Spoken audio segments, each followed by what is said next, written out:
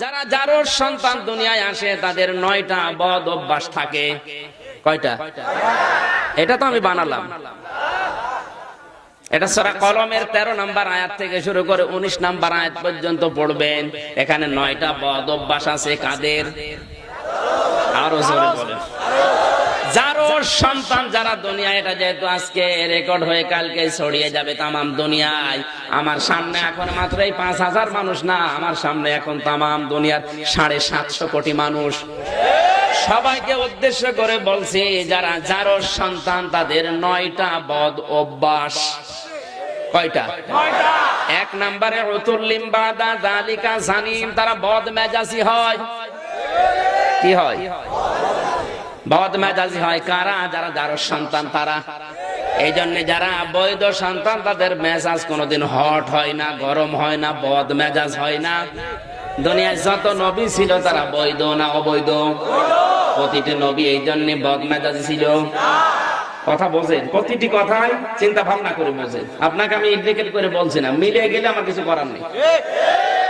প্রতিটি নবী বৈধ সন্তান, এই জন্য প্রতিটি নবী ছিল মার্জিত, নরম। কথা বলেন না কেন? কিন্তু যারাই বদ মেজাজি তারা, আপনি খোঁজ খবর নিয়ে দেখবেন তাদের জন্ম উল্টাপাল্টা আছে। হয়তো 6 মাসের আগে দুনিয়ায় এসেছে। 6 মাসের আগে যদি আসে, ওটা কি? জারজদের বদ অভ্যাস। প্রথমটা এবার মিলান। আপনি কুষ্টিয়া জেলার, আমি নাম নিলাম না, এই লোকটা থেকে শুরু করে সারা বাংলাদেশ সহ বিশ্বের দিকে আজ তাকান। যারা আজ বদ মেজাজি, আমার কোরআনের আয়াতের দিকে তাকিয়ে বলতে মনে হচ্ছে গলা চুলকাচ্ছে, না বলেও তো পারছি না। বলবো এমনি বলা লাগে না, আপনি বুঝে ফেলেছেন। এগুলোর যে জন্ম ঠিক নেই, এগুলো তো 6 মাসের আগে এসেছে, ওর বাবার না অন্য কেউ দেওয়া, এ প্রমাণ হয়ে গেছে। ওর মেজাজ হবে কোন কারণে? ওর মেজাজ হবে ঠান্ডা, নরম হবে, আর ও উগ্র সবসময়। খালি হাত ভেঙে দেবো, দেশ থেকে তাড়িয়ে দেবো। আপনি আবার এটা নিয়ে যে নালিশ দিয়েন না। আমি কিন্তু কারোর নাম বলছি না।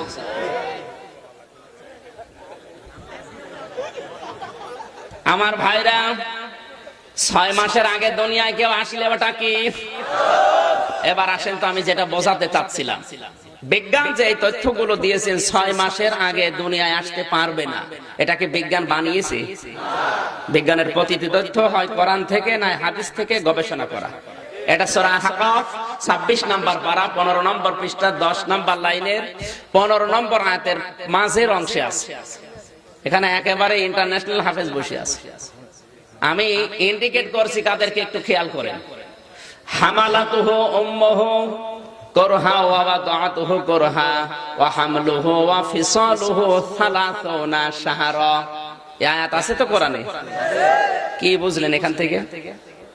আল্লাহ পাক বলেন, তোর মা তোকে পেটে বহন করেছে কষ্টের পরে কষ্ট সহ্য করে। শুধু কষ্টের পরে কষ্ট সহ্য করে পেটে বহন করায় না, তোকে দুধ খাওয়িয়েছে। সব মিলে 30 মাস। সব মিলে শব্দের দিকে আমরা দেখলাম কি? ওয়া হামলুহু ওয়া ফিসালুহু, মাঝখানে 2টা ওয়া আছে। তোর মা তোকে বহন করেছে এবং দুধ খাওয়িয়েছে। ফিসাল মানে দুধ খাওয়ালো, দুধ খাওয়িয়েছে। 30 শাহরা, সব মিলে 30 মাস। আমরা জানি সন্তানকে দুধ দেওয়া লাগে কয় মাস? না না, 2 বছর। 2 বছরে কয় মাস হয়? 24 মাস। এখানে আল্লাহ দিলেন হুজুর, আপনি আলেম না? হ্যাঁ, 30 শাহরা মানে 30 মাস। দুধ খাওয়ানো লাগে 2 বছর, তার মানে 24 মাস। তাহলে আয়াতটা ভুল না? না বললে হবে, আপনাকে মিলিয়ে দিতে হবে। না মানে এই যে মাঝখানে ওয়াটা আছে, ওয়া আরবি গ্রামার অনুযায়ী ব্যবহার হয় 19টা অর্থ। এখানে আলেম নেই, 19টা অর্থে ব্যবহার হয় ওয়া। এদিকে একটু খেয়াল করে দেখেন। সূরা আহকাফ, আমি আবার বলছি, বাড়ি যাই একটু পড়েন। সব আমি একাই পড়বো, আপনার কি হয়েছে? ওয়া হামলুহু ওয়া ফিসালুহু, তাকে পেটে বহন করা। হামালা মানে বলেন না কেন? এই জন্য সাইকেলের বা মোটর সাইকেলের পেছনে যে কি থাকে, ক্যারিয়ালের আরবি কি? হামলুম। হামলুন মানে বহন করা। ও কি করে নিয়ে বেড়ায়? এই শব্দগুলো একটু মনে রাখবেন, দেখবেন মায়ের পেটে সন্তান থাকে, মা কি করে? তাকে বহন করে এবং দুধ খাওয়ায়। তারে বহন করা 2 বছর, তার মানে 24 মাস। আর দুধ খাওয়ানো না না না, ও হামলহ মানে তাকে বহন করে 6 মাস। ও ফিসলহ, তাকে দুধ খাওয়ানো 24 মাস। 24 আর 6 কত হয়? তাহলে 30-এর ভেতরে আমরা 24 যদি দুধ খাওয়ানো বাদ দেই, থাকে 6 মাস। বিজ্ঞান জানিয়েছে 6 মাসের আগে দুনিয়ায় অন্তত কেউ আসলে ওটা তার বৈধ সন্তান হতে পারে, ও মানুষই হবে না। 6 মাসের আগে আল্লাহ রূহ দেওয়া সম্ভব না। এখান থেকে প্রমাণ হয় যে দুনিয়াতে যে মানুষগুলো 6 মাসের আগে আসে, ওরা আসল বাবার না, ওটা নকল বাবা। পৃথিবীতে এখন রাষ্ট্র আছে 228টা। কয়টা? 228টার জরিপ আছে। জানুয়ারি মাসের 1 তারিখে বের হয়েছিল। সারা দুনিয়ার 228টা রাষ্ট্রের এই জরিপ আমি পড়ার পরে দেখেছি, বিয়ের আগে সন্তান জন্ম দেওয়ার তালিকায় নাম আছে 1 নম্বরে ফ্রান্সের। কার? তাম দুনিয়ায় বিয়ের আগে সন্তান জন্ম দেয় যে দেশ বেশি, তাদের নাম কি? ফ্রান্স। এই যে কিছুদিন আগে আমার নবীকে উল্টাপাল্টা গালি দিও, কারা? বলেন না কেন? এই দোষ কি ফ্রান্সের না ওদের জন্মের? কারণ যার সন্তান, তাদের যে 9টা বদ অভ্যাস আছে। 1 নাম্বার ওরা বদমেজাজি, 2 নম্বরে তারা রাসূলকে গালি দেয়, রাসূলকে অপমান করে। ওদের চিন্তা ভাবনায় থাকে কি করে মুহাম্মদ রাসূলুল্লাহকে অপমান করা যায়। এখন যেহেতু মুহাম্মদ রাসূলুল্লাহ নেই, তার উত্তরাধিকারী আলেমরা আছে। আজও যারা পৃথিবীতে আলেমদেরকে অসম্মান করে, তাদের ছোট করতে চায়, তাদের সম্মান নষ্ট করতে চায়, বুঝতে হবে এটাও যার সন্তান। এখন যে গালিগালাজ করে, আলেমদের উল্টা পাল্টা বলে, ছোট করে, এ দোষ কি তার না জন্মের? জন্মের দোষ, ওর দোষ না, ওর জন্মের দোষ আছে। এই কথা বললে যারা এরকম বিরোধিতা করছে, তারা তো আমারে বলবে যে হুজুর খুব ভালো। এই জন্যই তো আসতে দিতে চাই না, কারণ জানে যে আমার সব গোপন কথা ফাঁস করে দিবে। তাফসির মানে ফাঁস করা। তাফসির মানে কি? আমি যদি মাওলানা হাফেজ আব্দুল্লাহর বাড়িতে গিয়ে সালাম দেই, ওনার ছোট্ট একটা বাচ্চা বেরিয়ে বলছে, মাওলানা আমার বাবা বাড়ি নেই, উনি ঢাকায় আছে, 3 দিন পরে আসবে, আপনি চলে যান। এত সুন্দর কণ্ঠে আমারে ডাক দিয়েছে, ওটা ছেলে না মেয়ে বোঝা যাচ্ছে না। এখন ওটা আব্বু বলবো না আম্মু বলবো, আমি নিজেও টের পাচ্ছি না। ওরা আম্মু না আব্বু টের পেতে হলে ওর পায়জামা খোলা লাগবে না? প্যান্ট বা পায়জামা খুলে ফেলা লাগবে না? পায়জামা প্যান্ট খুলে ফেললে এবার বোঝা যাবে যেটা আম্মু না আব্বু। কথা বলে না কেন? কারণ ওটা আবরণ দিয়ে ওর পুরা শরীর ঢাকা। এই সমাজে যারা জুলুম, কুফর, শিরক, বেদাত এগুলো দিয়ে আবরণ করে রেখেছে, বুঝতে দেয় না, উপরে ফিটফাট, ভেতরে সদরঘাট। তাফসীর হলে ওদের সবগুলো উন্মুক্ত হয়ে যায়, কারণ জাতির সর্বনাশ করছে। এই কারণে ওরা এত বাধা দেয়। তাছাড়া ওরস মাহফিলে কোনো বাধা নেই, ইসালে সাওয়াবে কোনো বাধা নেই। সারা রাত চলছে, কিচ্ছু হয় না। 1-1.5 ঘন্টা কথা বলি, 14 জায়গায় পারমিশন নেওয়া লাগে। কেন নেওয়া লাগে বোঝা যাচ্ছে না? ওরাও জানে যে আবরণে রাখবে না। আমি যা করছি, কোরআন তো সব জানি, সব বলে দেবে, শেষে আমি বাইরে বের হতে পারবো না। কথা বলি না কেন? আমি আশা করছি তাফসীর মানে কি আপনি বুঝেছেন, আর বাধা দেয় কেন তাও বুঝেছেন। ওরা যারা আবরণ দিয়ে ঢেকে আছে, আর জুলুমের আবরণ, কুফরের আবরণ, শিরকের আবরণ, এমনকি আজ বেদাতের বিভিন্ন জামা গায়ে দিয়ে যারা বসে আছে, দেখা যাচ্ছে না। মানুষ মনে করছে না এ বিশাল পীর, কিন্তু ও যে কি ভেতরে ও জানে, আর আল্লাহ জানে, কেউ জানে না। আর আল্লাহ জানে, এই জন্য আল্লাহ ওর ভণ্ডামিগুলো কোরআনে তুলে ধরেছে। সেইগুলো তাফসীর মাহফিলে বলা হয়, ওদের আবরণ খুলে যায়, জাতি দেখতে পায় যে জাতির সর্বনাশ করছে। বাধা কেন হয় তাফসীর মাহফিলে? আমি মনে হয় বোঝাতে আজকে পেরেছি। বোঝা গেছে? বাধা হবে, এইটাই স্বাভাবিক। আর বাধা কারা দেবে? যারা আবরণ দিয়ে ঢেকে আছে, এরা চিহ্নিত। এরকম মানুষ মরে গেলে জানাজা, কাফন দাফন সব বন্ধ করে দেন। ও ছাতা এমনিও জাহান্নামে যাবে আগুনে, আগে থেকে আগুনে পুড়িয়ে ফেলে। আল্লাহ রাব্বুল আলামিন মানুষের মায়ের পেটের ভেতরে খাবারের ব্যবস্থা করার পরে জানিয়েছেন, বান্দা ভালো করে খেয়াল করবি, আমি কিন্তু তোকে রক্ত থেকে বীর্য, এরপরে তোর মায়ের পেট থেকে আস্তে আস্তে তৈরি করলাম। এরপরে দুনিয়ায় সর্বশেষ আসার পরও মানুষের সর্বশেষ যে অবস্থা সেটা কিন্তু রক্ত। মায়ের জরায়ুতে প্রথমে সন্তান একবারে আসে না, প্রথমে পানি দেখা যায়, এরপরে কি বলেন না কেন? বলতে যায় বান্দা তোকে বানিয়েছি আমি রক্ত দিয়ে, তোকে বের করলাম রক্ত দিয়ে। এত রক্তের কথা কেন? রক্ত কি খারাপ জিনিস না ভালো জিনিস? রক্তের নাম শুনলে অনেকে ভয় পায়, বারবার রক্তের কথা আমার আল্লাহ ভয় দেখান কেন? বোঝাতে যায় বান্দা এত রক্ত তোর শরীরে আমি দিয়েছি, দুনিয়াতে আমার দিন কায়েমের জন্য যদি রক্তের প্রয়োজন হয়, তোর রক্তের যেন অভাব না হয়।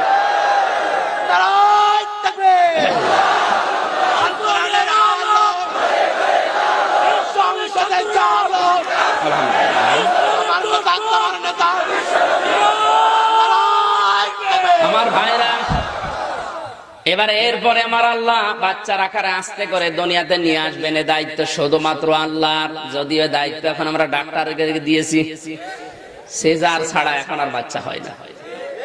দুনিয়াতে আমি আজ পর্যন্ত শুনিনি যে কোনো কুকুরের সিজার লাগে, অথচ কুকুরের বাচ্চা কিন্তু 8টা 10টা করে হয়। বলেন না কেন?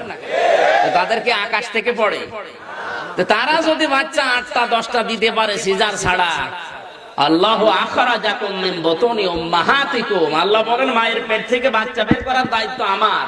মেয়েদেরা যে এই বিশ্বাসটা, যদিও এই শহর এলাকার মানুষের মনে হয় আছে, হ্যাঁ আছে, এরা তো আর যেতে পারে না, মরলেও মরক বাঁচে বাঁচে, এই বিশ্বাস আল্লাহর উপর আছে। এই জন্য অন্তত এখনো নরমালে এখানে হয়, কিন্তু এই শহরে এদের বিশ্বাসই নেই, এদের যত বিশ্বাস সব ডাক্তারের। এমনকি পেটে সন্তান রাখা অবস্থায় 8-10 বার করে আল্ট্রাসাউন্ড করে, এরকম মহিলাও আছে। আমি কম্পিউটার বুঝি এবং জানি, আমি দেখেছি ওখানে থেকে। আমার মনে হয় কোন মহিলার বাচ্চা পেটে রাখা অবস্থায় যদি পুরুষ মানুষ দিয়ে কেউ আল্ট্রাসাউন্ড করে, ওই মহিলার মরে যাওয়া ভালো। আপনি আন্দাজে না বুঝে ঠিক ঠিক বলছেন, যারা বুঝেছে তারা যদি বলতো ঠিক আছে, আমি নিচে নামলাম না, আপনারা এগুলো করবেন না। সন্তান পেটে রাখা অবস্থায় খেজুর যদি পারেন, সে যে খেজুর হোক, শুধু আজওয়া খেজুর, মরিয়ম খেজুর খাওয়া লাগবে না, যে কোনো খেজুর, মধু, কালো জিরা আর ধনিয়া পাতা এই এলাকায় পাওয়া যায় না, এই সমস্ত জিনিসগুলো সন্তান পেটে রাখা অবস্থায় খাবেন। আমার আল্লাহ নরমালে বাচ্চার ব্যবস্থা করবে। পেটে সন্তান রেখে ওরা খায় হরলিক্স, কারণ চামড়া আরো মোটা হয়, বাচ্চা আসবে সে হাইব্রিড বাচ্চা কেটে বের করা লাগে। আর হাইব্রিড আসলে দুনিয়ায় কি হাইব্রিড শয়তান হয়?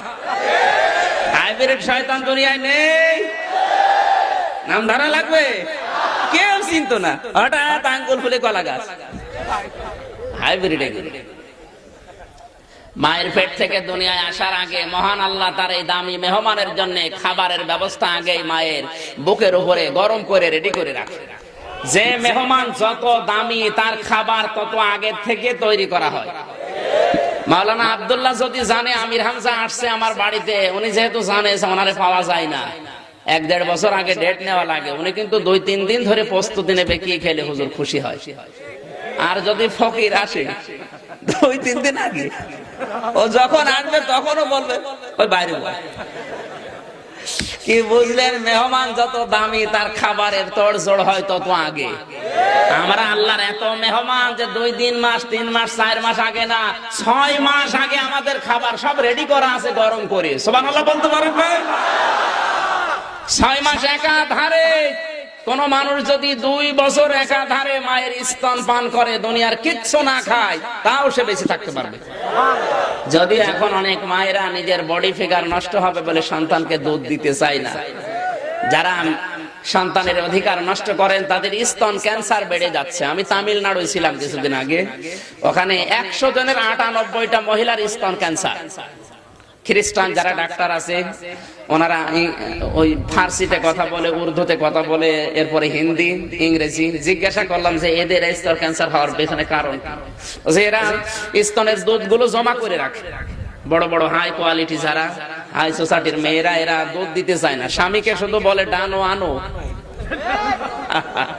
পাগল পেয়েছি আমি, জন্ম দিয়ে দিলাম আবার বলছে ডানো আনো। ওই ডানো আনো, ডানো খাওয়া।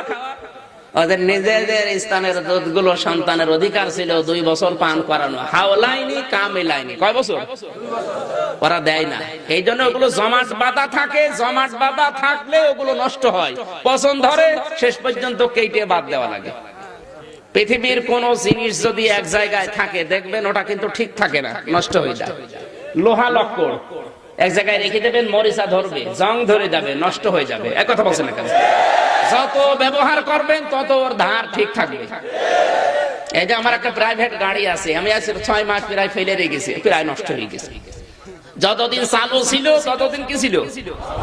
এই নদীর পানি, নদীর পানি কেউ যদি জমাট করে রাখে দুর্গন্ধ হবে না? কথা বলে না কেন? এই জন্য পুকুরের পানি দেখবেন মাঝে মাঝে যদি জমাট বেঁধে থাকে দুর্গন্ধ হয়, ওখানে পোকামাকড় তৈরি হয়, পচন ধরে, নষ্ট হয়ে যায়। আর নদীর পানি যেহেতু যেতে আছে, কোনো বাধা নেই, এই জন্য পচন ধরে না। এই কথা বলছেন না? তাহলে কি বুঝলেন আপনি বলেন? এলেম, এলেম মানে জ্ঞান। এলেম মানে জ্ঞান যদি কেউ এক জায়গায় করে রাখে, না বিলোপন করে, তাহলে জানা জিনিসও ভুলে যাবে। কথা বুঝতেছে? মাওলানা আব্দুল্লাহ হাফেজ, উনি মাওলানা হাফেজ হাজার হাজার হাফেজের উস্তাদ দুনিয়া জীবনে। উনি যদি আসলে না পড়াইতো, কোরআন শরীফ মনে রাখতে পারতো, যত ছড়িয়েছে তত ওনার বেশি মনে আছে। এখান থেকে আপনি কি নিতে চান বলেন? আমি যেটা দিতে চাই নেবেন তো? হ্যাঁ, টাকা পয়সা এক জায়গায় রাখলেন কিন্তু ঠিক থাকে না, শত্রু তৈরি হয়। যত আপনি খরচ করবেন, যাকাত দেবেন, দান করবেন, আপনার ওই সম্পত্তি ওরাই পাহারা দেবে। তাহলে পৃথিবীর কোন জিনিস এক জায়গায় রাখা ঠিক না, বলেন? পৃথিবীর কোন জিনিস এক জায়গায় রাখা, এক জায়গায় রাখলে নষ্ট হয়, এটাই বাস্তব। এটাই কি? ক্ষমতাও এক জায়গায় রাখা ঠিক না। এই গরমের কারণে তো আজ চরে মাহফিল। এতদিন যদি না থাকতো, গরমও হইতো না, এ চরেও আসতাম না। গরম হওয়া ভালো, চরে তো আসতে পেরেছি। এক জায়গায় রাখা ঠিক না ভাই। এটা যদি হাত বদল হইতো, আমরা মনে হয় এত গরম দেখতাম না। কেউ বসে নেই, যে যেখানে আছে সেই গরম দেখাচ্ছে। কি হনরে, হনুমান হয়ে গেছে। সেদিন ঠাকুরগাঁও এক মাহফিলে আমার একজন এসে বলছে, হুজুর কোরআনের কথা দেখে বলবেন, ক্ষমতায় আছে আমরা। ওরে গরম, চিন্তা করেন তো, যে লোক বলতে পারে হুজুর কোরআনের কথা দেখে বলবেন ক্ষমতায় আছে আমরা, ওকে আল্লাহর ক্ষমতা বিশ্বাস করে?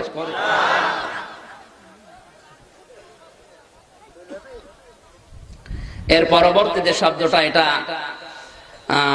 সুম্মা ইন্নাকুম বাদা যালিকা লামাইয়িতুন, সুম্মা ইন্নাকুম ইয়াওমাল কিয়ামাতি তুবাসুন। এটা মরণ সংক্রান্ত আর কিয়ামতের যে বিচার আচার, এগুলো আমরা মনে হয় আসরের নামাজ পড়ে নিলে ভালো হয়, কারণ সময় এখন প্রায় 20 বাজে, আর সময় নেই। এখন পরে সূর্য ডুবে যাবে, নামাজের সময় চলে যাচ্ছে।